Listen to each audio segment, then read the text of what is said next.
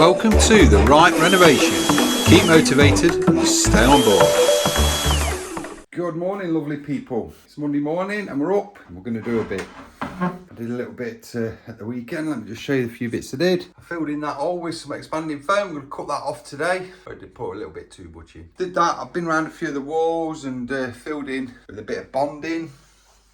Right down there, around the window. We've now got all the wiring in. We've got some trunking in. Got some bonding in there. So that's all working now as it should be. Still do not know what this wire is for. I've checked everything. I cannot find what this was feeding because it's not live. So I'm assuming it was wired into all that mess around there to feed something, a 4-core cable. Not sure where that goes at all, but nothing is disconnected. Everything works. And I've just started taking the floor up. It's coming up pretty easy actually. Just a bit of a tap with a bolster there. It's coming up and it's leaving the floor down, which is pretty smooth, which is good. I'm going to take some of these tiles up and get them bagged up. We'll probably get them off to the tip today. Only 4 days after today till the kitchen's here, so just trying to get as ready as I can, but all the electrics are in. That's happy days. My mate here, he colour tested. We took a cable there, which will run the cooker hood. So everything's good. Let's crack on.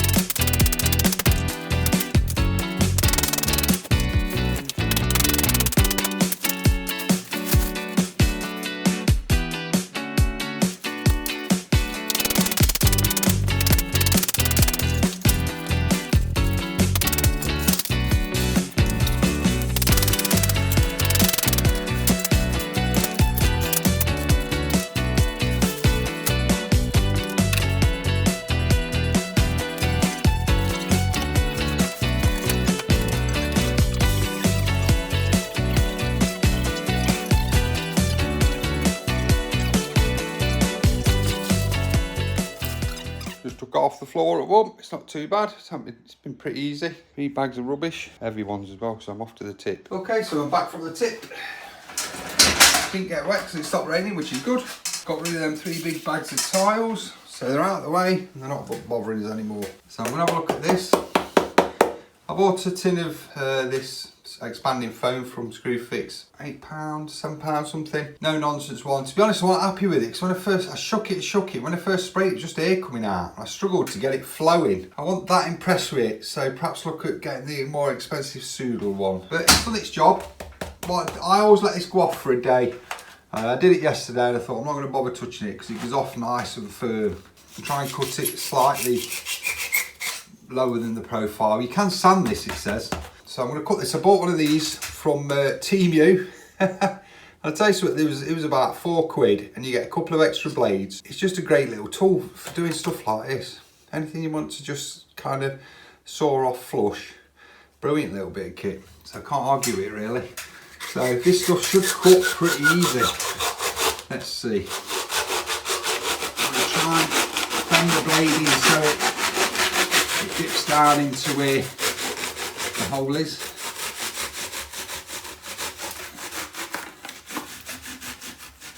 Obviously I'm going to have to fill this hole. It is stuff, it's awful stuff to get on you or anything like that. So obviously wear gloves or something. That's not a bad result, is it? Like I said, I had a bit of trouble with it. It's not as good as the Soodle stuff. The Soodle stuff just seems to expand straight away and it goes where it wants to go. And that's given us a good seal from where the hole used to be going through to the outside. What I'm going to do is I'm going to sand down first, get all these edges because the plastering up here is terrible. Maybe you can see that. It's not been finished, it's all over the place there, but I'm going to do them both white so they should kind of morph into each other. And I can cork this top bit, this where it joins here. So let's crack on with that.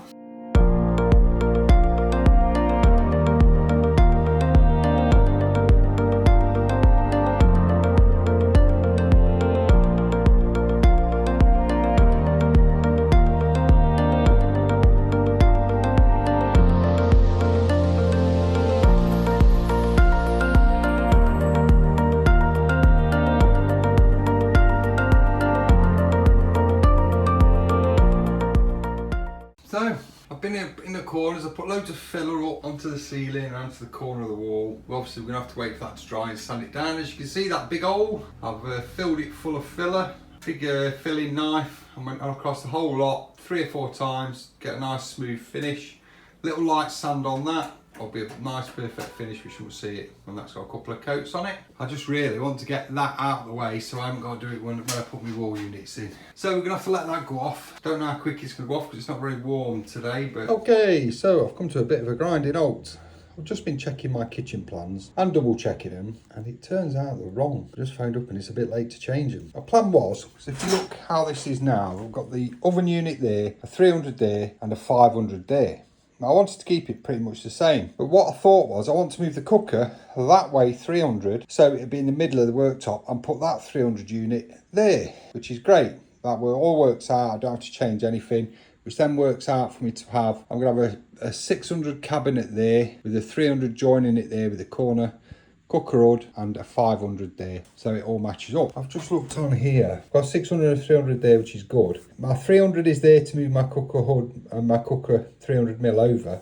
Then I should have had a 500 there because I wondered why this unit didn't match up with that. So she's made that an 800. So she's obviously got mixed up and left the 300 there. So that would be a 500 and a 300 and she's made it an 800. And with a 600 above it, which means if I put that level with the edge of the worktop there, we're going to have a 200mm gap there. So I'd have to have 100mm either side of that, which would push all this lot over 100mm, which doesn't work because the cooker needs to sit in the unit.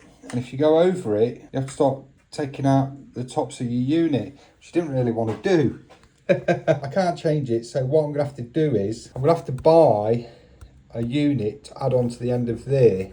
which will shove this up there, which will shove that way, so it's close up to that 600, which will be directly above there. So we're gonna have to move that over, and I could put a 200 unit on the end, which will make it perfect. But they don't do a 200 unit. They do 150 or they do a 250. Now my other biggest problem is this door, which I was gonna have here, opening here, would open. But if I have then that extra 300 on, the door's not going to open. It's going to be nice to have a bit bigger kitchen, don't get me wrong, and a bit more storage, which is great because it is a biggish kitchen. So what I'm thinking is I'm going to put one of the concertina doors on there. I don't know if you've seen them. You just open them in the concertina. They're reasonably cheap. If I get a white one, I think it'll look fine. It's only a cupboard. And it's a space saver, and it'll give me a bit more room here so the kitchen will still feel big. So that's done that problem. I'll probably buy a 150, and then I can lose a little bit either side of the cooker hood. I know when we was doing this, we had to go with 2 sessions. The first session we ran out of time, booked it at 6 o'clock, and at 8 o'clock he says we're gonna have to shut up shop, the lad. And then we had to go back and we rejigged it all. Then we had that thing with the price where you've got to spend £2,500 to get 500 off. So we was adding stuff on, and I think that's where we added on this 800 by mistake, and it was all confusing. So, but at least I've sussed it now. It still will fit. I'm going to call it a day because it's 4 o'clock. I don't mind anyway because I want all this to go off. That looks great. That's smoothed out lovely. But I will run a bead of cork along there as well, just to fill in all the imperfections. So tomorrow I'm going to get some paint on there. I've had my tiles out. They're the tiles I'm going for, as you can remember. Thousands of them in the bathroom. Well, it's 400, but it looks like it's going to drop just a bit right. I think these kitchen units are slightly lower. I wanted to be able to use the kickboards that you put on the bottom along there. Don't want to have to be shaving them off if I can. So what I'll do is my first unit, I'll probably put in here, or no, possibly there. Put my first unit in. I will measure down that I've got the height of the plinth plus my laminate flooring plus my 3mm membrane. So the kickboards just slot under with a slight gap, because you want a bit of ventilation under them.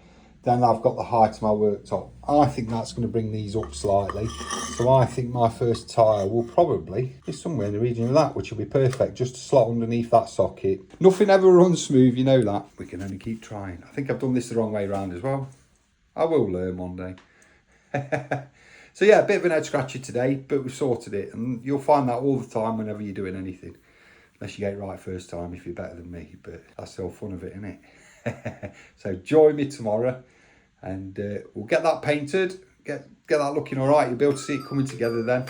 I need to order my lights, my under unit lights. They're from Screwfix, 25 quid. Do get 6. I don't think I need 6. I think probably 4 at the most, but I'll keep them 2 because they're always handy, because they're only plug in.